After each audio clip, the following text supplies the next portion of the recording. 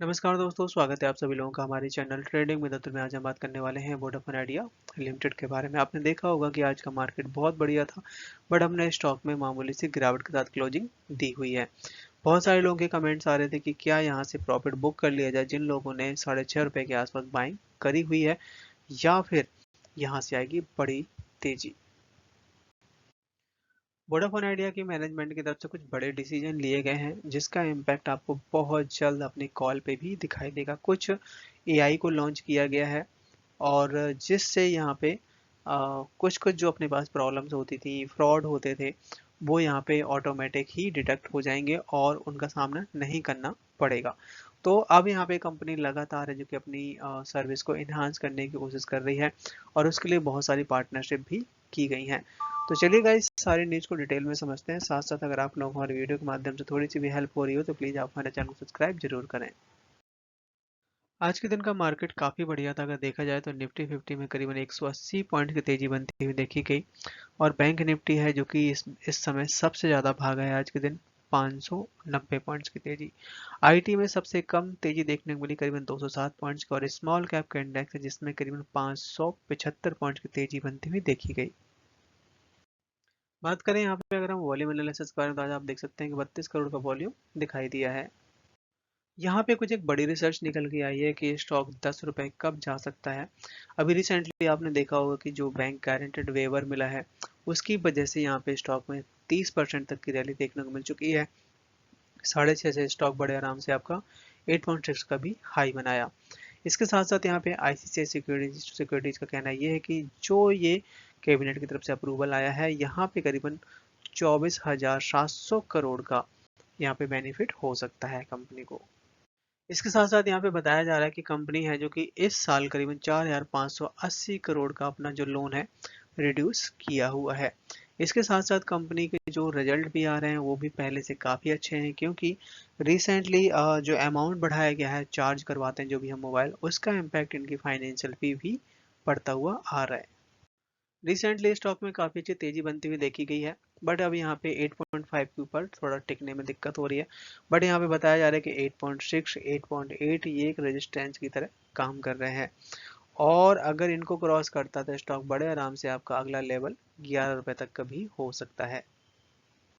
आपने नोटिस किया होगा कि रिलायंस जियो, भारती एयरटेल, जो कि यहाँ पे एआई के थ्रू जो स्पैम कॉल आती थी या जो भी फ्रॉड के मैसेज आते थे, उन सबको डिटेक्ट करके बंद किए गए जा चुके हैं। वही सेम रास्ते पे अब वोडाफोन आइडिया भी चलता हुआ देखा जा रहा, और इन्होंने अपना एआई को लॉन्च कर दिया है, जिससे यहाँ पे कस्टमर को जो भी प्रॉब्लम्स हो रही थी वो अब सारी प्रॉब्लम नहीं देखनी पड़ेंगी, और अपनी क्वालिटी को इन्हांस कर रहे हैं। इसके लिए इन्होंने जो सपोर्ट ले रहे हैं, नोकिया हो गया, सोनी इरेक्सन हो गया, और बहुत सारी कंपनी जिनके साथ इन्होंने पार्टनरशिप की हुई है। गवर्नमेंट ऑफ इंडिया है जो कि लगातार अपने इंडियन मार्केट को पुश कर रही है, खासकर ग्रोथ के लिए। आपने देखा होगा कि कुछ इंसेंटिव इस तरीके से लेके आए हैं कि अगर इंडियन मार्केट में अगर हम मैन्युफैक्चरिंग की जाए टेलीकॉम के, डिफेंस के, तो कॉस्ट बहुत कम हो सकती है, और काफ़ी हद तक हम लोग उसमें कामयाब भी हुए हैं। आपने देखा होगा कि डिफेंस के जितने भी शेयर थे, बहुत रैली आई है, क्योंकि उसमें गवर्नमेंट ऑफ इंडिया के पास बहुत सारे ऑर्डर भी आ रहे हैं उसके चलते। क्योंकि जाहिर सी बात है, अगर हम यहाँ पे अच्छा काम करेंगे और प्रोडक्शन वाइज और क्वालिटी वाइज, तो बाहर से ऑर्डर आ रहे हैं, और उसके चलते बहुत ज़्यादा तेजी भी हुई है। अब वहीं पे दूसरी बात अगर ले ली जाए यहाँ पे टेलीकॉम सेक्टर का, तो टेलीकॉम सेक्टर में यहाँ पे अब कंपोनेंट बनने शुरू हो गए हैं, क्योंकि पहले हम मैक्सिमम बाहर से इंपोर्ट करते थे। उसका नतीजा आपको जरूर दिखाई देगा। और यहाँ पे 1 जनवरी 2025 से एक रूल और भी लागू हो जाना है कि ऑल ओवर इंडिया में 5G का जो इंफ्रास्ट्रक्चर है उसको क्रिएट करने का, 5G लॉन्च करने का बहुत तेजी से काम बढ़ने वाला है, और ये यहाँ पे गाइडलाइन भी जारी कर दी गई है। बात करें यहाँ पे अगर हम बीएसई इंडिया कारोबार करें तो आज आप देख सकते हैं कि 40% की डिलीवरी उठाई गई। आज के दिन शेयर ने हाई बनाया 8.4 का, लो बनाया 8.2 का, क्लोजिंग दी 8.21 पे, करीबन 1% तक की डाउनसाइड दिखाई दी है। चार्ट में नजर डाली जाए तो यहाँ पे आप देख सकते हैं कि स्टॉक है जो कि अब अपना बेस बनाता हुआ देखा जा रहा है 8.26 के आसपास, और जब यहाँ से ₹8.5 के ऊपर निकलेगा तो अगला लेवल ₹10 तक का दिखाई दे रहा है। यहाँ पे पिच की तरफ से एक बड़ा खुलासा होता हुआ देखा जा रहा है कि अगर वोडाफोन आइडिया को अपनी कैपेसिटी बढ़ानी है नेटवर्क के ऊपर, जिससे सबको अच्छे से सर्विस मिले, तो उसके लिए एडिशनल फंड की रिक्वायरमेंट पड़ने वाली है। क्योंकि वोडाफोन आइडिया की तरफ से यहाँ पे प्लान बनाया गया है कि नेटवर्क को इन्हांस करने का और 5G बहुत तेजी से लॉन्च करने का। बट यहाँ पे रिलायंस जियो, भारती एयरटेल हैं जो कि काफ़ी अच्छी सर्विस दे रहे हैं और ये मैक्सिमम जगह 5G भी लॉन्च कर पाए हैं।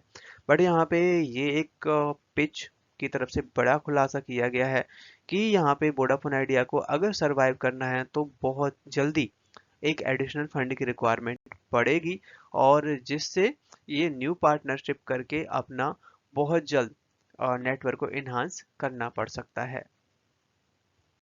जिसमें भारती एयरटेल, रिलायंस जियो जो कि बड़े कॉम्पिटिटर की तरह काम करने वाले हैं।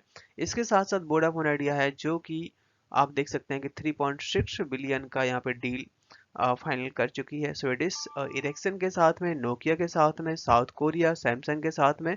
तो काफ़ी सारी डील ऑलरेडी हो चुकी हैं, और इसके अलावा और जो फंड अगर आएगा तो बाकी जो प्रॉब्लम्स हैं वहाँ पे भी यूज किया जा सकता है। अब यहाँ पे बारी आती है कि ये स्टॉक नीचे गया ही क्यों? क्योंकि यहाँ पे बहुत सारे म्यूचुअल फंड हैं जो कि दबा के यहाँ पे बाइंग कर बैठे हैं। करीबन स्टॉक बहुत टूटा है। 19 रुपए से स्टॉक 6.5 रुपए तक चला गया था, बट 87 म्यूचुअल फंड है जिन्होंने यहाँ पे बहुत पैसा इन्वेस्ट किया, क्योंकि स्टॉक आपने देखा होगा कि चला ही इसी वजह से था। आपने कोटक देख लीजिए, आईसीआईसीआई देख लीजिए, एसबीआई देख लीजिए, एलआईसी देख लीजिए, इन सभी ने यहाँ पे दबा के पैसा लगाया हुआ है। ये यहाँ पे नामी ग्रामी यहाँ पे म्यूचुअल फंड की लिस्ट है, आप देख सकते हैं। कोटक हो गया, ICICI, Aditya Birla, SBI, Nippon, Tata और डीएसपी। आप देख सकते हैं कि बहुत ज़्यादा यहाँ पे स्टॉक खरीदे गए हैं और ये करोड़ों के हिसाब से यहाँ पे पैसा लगाया गया है पब्लिक का। सो गाइज, आपने देखा कि कितने बड़े बड़े म्यूचुअल फंड की तरफ से यहाँ पैसा लगाया गया। यहाँ पे एलआईसी का भी नाम शामिल है, HDFC Nifty mid cap 150 fund.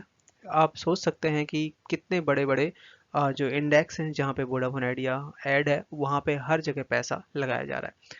तो मेरा मानना ये है कि अगर स्टॉक इतना नीचे आया तो बिल्कुल भी घबराने वाली बात नहीं है। ये बताने का यही एक रीजन था कि बिल्कुल भी ना घबराएं और लॉन्ग टर्म का सोच के चलें। लॉन्ग टर्म का सोच के चलेंगे, आपका साल 2 साल में काफ़ी अच्छा रिटर्न मिलेगा, और बाइंग भी आप धीरे धीरे करके ही करें।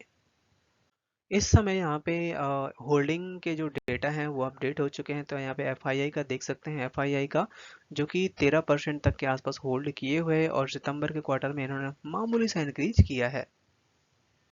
डीआईएस के पास एक साल पहले 35% तक का स्टेक था, जो कि इस समय 28% हो गया है। पब्लिक है जो कि 12% तक का स्टेक होल्ड करती थी, जो कि यहाँ पे 23% तक का ऑलमोस्ट डबल स्टेक हो चुका है। अभी ये सितंबर का जो नंबर निकल के आए हैं।